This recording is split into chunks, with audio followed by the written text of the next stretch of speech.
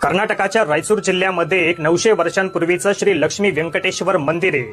या मंदिराच्या गाभाऱ्यामध्ये असणाऱ्या भगवान विष्णूंच्या प्रतिमेवरती रोज सकाळी उकळणाऱ्या गरम पाण्याने अभिषेक घातला जातो। आता सायन्सनुसार जर आपण 1 लिटर पाण्याला 100 डिग्री तापमानापर्यंत गरम केलं तर त्या पाण्याला पुन्हा थंड होण्यासाठी जवळपास 2 तास लागतात। पण आश्चर्याची गोष्ट ही आहे की जेव्हा भगवान विष्णूंच्या डोक्यावरती उकळणारं गरम पाणी टाकलं जातं तेव्हा ते पाणी पायांपर्यंत येता येता थंड होऊन जातं आणि जेव्हा आपण भगवान विष्णूंच्या डोक्यावरती थंड पाणी टाकतो तेव्हा ते पाणी प्रतिमेच्या पायांपर्यंत येता येता गरम होऊन जातं। पण तिथेच आपण जर भगवान विष्णूंच्या बेंबीवरती किंवा पायांवरती डायरेक्ट पाणी टाकलं तर ते पाणी आहे त्या स्वरूपामध्ये वाहून जातं। भगवान विष्णूंच्या या प्रतिमेमध्ये अशी कोणती शक्ती आहे जी की 100 डिग्री तापमानापर्यंत उकळणाऱ्या पाण्याला एका मिनिटामध्ये थंड करते? याचं उत्तर ना सायन्सकडे ना आपल्याकडे। एक कर्तव्य समजून हा व्हिडिओ प्रत्येक हिंदूकडे पाठवा, शेअर करा